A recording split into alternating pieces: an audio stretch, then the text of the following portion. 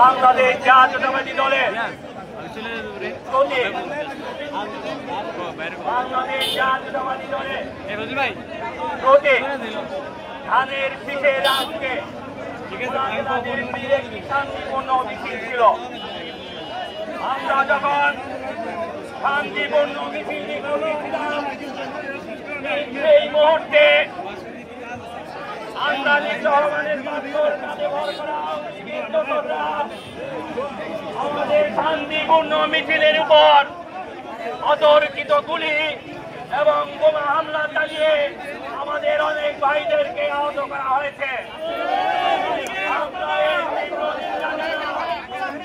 এবং অবিলম্বে এই আওয়ামী লীগের দোষরদেরকে গ্রেপ্তারের মধ্য দিয়ে বাংলাদেশের শান্তিপূর্ণ রাজনীতি আপনারা ধরে রাখার আহ্বান জানাচ্ছি। অবিলম্বে গ্রেপ্তারের তালিকা চাচ্ছি।